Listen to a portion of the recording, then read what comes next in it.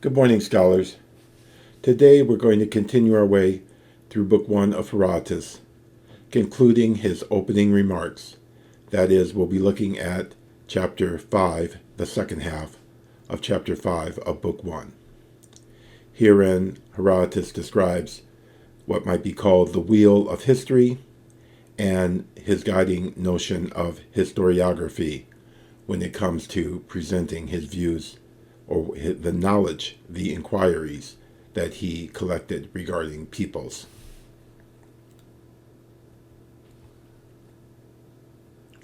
Tauta men nun persai te kai poinikes leguse. Egode perimentuton, uk erkomai ereon, hos huto e alos kos tauta egeneto. Ton de oida autos proton huparxanta adikon ergon estus Helenas. Tuton semenas probesomai esto prosto tu logu. Homoios smikra kai megala astea anthropon epexion. Ta gatopalai megala en, ta pola smikra auton gegone. Ta de epemu en megala, proteron en smikra. Ten anthropeien on epistamenos eudaimonien, udama in toeautoi menusan, epimesomai ampoteron homoios. Okay, so, tauta men nun persai tekai poinikes leguse. Egode perimentuton, uk erkomai ereon, hos huto e alos kos, tauta egeneto. Ton de oida autos proton huparxanta adikon ergon es tus Helenas. And then it continues. So first we want to deal with this uk erkomai ereon. And here Goodwin's moods and tenses comes to our assistance. Section 895 subsection 6, Goodwin tells us, the participle with many verbs signifying to come, to go, contains the leading idea of the expression. Such verbs are oikomai, to be gone, hako, to have come, erkomai, which is what we have here, and eime, with the Homeric ba and eban, or ban, from bino. Some of these uses are very peculiar. So he gives us several examples, beginning with the Iliad, and then Aristophanes, and then even Plato's Phaedo. But the second from the last, or I guess it's the last example he gives, is from our passage here. Uk erkomai ereon, hos huto, e alos pos, tauta egeneto. And he translates, I am not going to say that these things occurred so or in any other way. And he compares the French, je vais dire. Now, so in this construction, we have erkomai as the finite verb in the first person, but ereon, the masculine singular nominative participle, is actually carrying the lead idea, the main idea, just as we might say in English, well, I was going to say, where say is, I was going to be, or, where say would carry the main idea. But in Greek, we deal with a participle, so uk erkomai ereon. I'm not going to be saying, hos uhuto e alos kos tauta egeneto. Now notice that the alos is strengthened by the kos, the indefinite adverb. So not in this way or in any other way these things occurred. And this keys us into a main element of Herodotus' presentation of history. He really oftentimes will just record or makes a point of recording the various stories from his various sources and will not himself step forward to affirm one or the other or the third when they might conflict, as here. So there we have it. Tauta men nun persai te kai poinekes legusi. Egodem men perituton uk ergomai ereon, hos huto e alos kos tauta egeneto. Ton de oida autos proton huparxanta adikon ergon, eis tus Helenas. So here, looking at the last bit of that, ton de oida autos proton huparxanta adikon ergon es tus Helenas. So we see here that the ton is actually used like the demonstrative.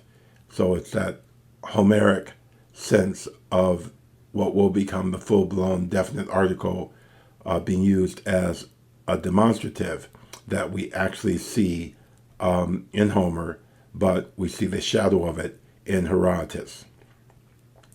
But the main thing to be dealt with here is the huparxanta, accusative, singular, masculine participle of the first aorist. But why and how does that trigger these genitives? Adekon ergon. You have to consult Smythe 1348. Huparko means to begin or to initiate. And at 1348, Smythe tells us the genitive is used with verbs of beginning. And he subdivides these occurrences into partitive and ablativo. So you can look at these examples more closely. But in this case, we are dealing with a partitive one. They or he first beginning, the one who first began, made the beginning of these unjust back and forth deeds. Touton semenas probesomai est to proso tu logu. Homoios mikra kai megala astia anthropon epexion. Now, so say mino, of which we have here the first aorist participle, means to mention. So touton se minas, or more specifically marking out. Probino, of which probesomai is the future, to proceed, to go forward. And then we have this extended phrase, es to proso tu logu, further on into the narrative.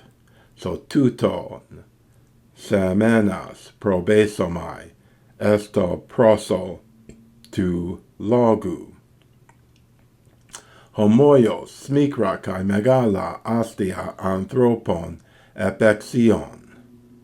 So we have astu, the word for city, and it's notable that this is the same word that is used to mark the object of Odysseus's wanderings and explorations in the opening of the Odyssey. So this word would echo with the opening of the Odyssey. And then we have ep ex ergomai, to pass over to Rome, but here has with the metaphorical meaning to touch upon. So, and we see the iota, the strong iota stem of erkomai. So, ep ex erkomai astea anthropon, I shall touch upon cities, civilizations of men. So, tuton, semenas, probesomai esto proso tu logu, homoios mikra, kai megala astia anthropon epexion. Ta gartopalai, megala en, ta pola smikra auton gegone, ta depemu en megala, proteron en smikra. So here we have two wonderful extended expressions, and we have to supply astea with these ta. So ta ga to palai are the cities of Od, and ta de ep meu are the cities of my day, or the civilizations of my day. And proteron, of course, is previously. So he's saying ta gar ta palai megala ein, those were great. Ta pola smikra auton gegone, and most of them have become small. Ta de epiemu and megala, the cities of my time, were great, proteron ein smikra, but previously they were small. And we see no ascendaton i.e. no connective or contrasting particle with proteron and smikra. This is all very tight.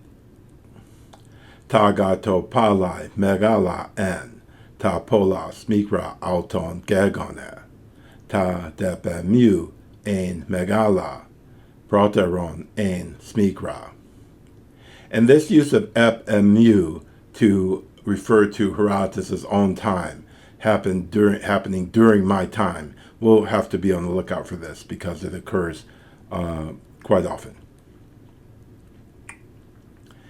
Tain anthropeien on epistamenos eudaimonian udama in toautoi menusan epimesomai ampateron homoios. So first we have anthropeios, which is an adverb from anthropos, so it means of humans or human, and we see it separated from its noun eudaimonie, prosperity, and of course very important verb that we'll see when we continue our Aristotle for happiness or flourishing, human flourishing, and it pretty much has the same sense here. Tain anthropeien on epistamenos eudaimonian udama in toauto manusan epibnesomai ampateron homoios. So udama is an adverb meaning never, and never manusan, never remaining in toauto, in the same place. Epimnesomai, from epinao, to make mention of, and that takes a genitive. Epimnesomai ampoteron homoios. So we saw homoios in our treatment of Aristotle, so you should remember what that means from the opening of the Ethics. So, tain anthropeien on epistamenos eudaimonian udama in toioto manusan epimnesomai ampateron homoios. Okay, so let's look at our whole passage, and review as well the way the particles are working explicitly. So, tauta men nun per sai te kai poinekes leguse. So this he's connecting backwards and summarizing or encapsulating the previous section, the subject therein. So much men nun as it is, say, the Persians and the Phoenicians, because of course he's compared their stories. And then you get this strong de contrasted with the men. They say one thing, but what am I going to do? Ego de perimentuton uk erkomai ereon hos huto e alos kos tauta egeneto.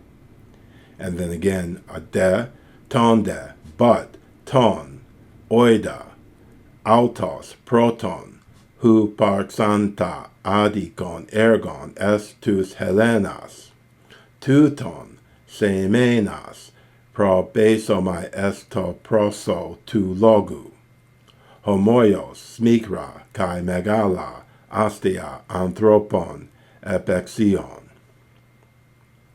Tagar, to palai, megala, ein, ta pola, smikra, auton, gergone, ta de ep emu, ein, megala, proteron, ein, smikra, ten anthrope ein on epistamenos eudaimoni ein udama intoioto manusan epi nesomai ampoteron homoios.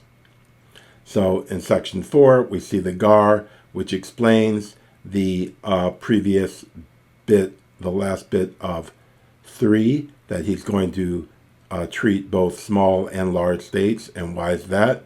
For, on the one hand, you have the olden states that are great or were great, but that have become small, and you have the fact that the states or cities of Herodotus' time were great, but previously were small. And so he sums that up with this on clause, or this sentence, I should say, that's marked by on, so therefore, accordingly, resumptive, knowing, therefore, that human happiness, blah, blah, blah, blah, blah, epimnesomai ampoteron homoios. Okay, so let's read that one more time. Tauta menun persai tekai poinikes leguse, egode perimentuton, uk erkomai ereon, hos huto e alos kos tauta egeneto. Ton de oida autos proton, hu parxanta, adikon ergon estus Helenas, tuton semenas, pro besomai esto proso tu logu. Homoios smikra kai megala astia anthropon epexion. Taga ta topalai megala en, ta pola smikra auton gegone, ta de epemu en, megala, proteron en smikra, ten anthropei en on epistamenos eudaimoni en, udama en toiotoi manusan, epimnesomai ampoteron homoios. Okay, so there we have the end of Herodotus' more or less look at the mythical past and his initial statement of method and this general view of the wheel of history, that what comes up goes down, what goes down comes up. And so here we have a wonderful medieval representation from a manuscript of the Wheel of Fortune. Okay, I will see you again soon. Have a good day and continue to work hard on your Greek. Goodbye, and thanks for being interested.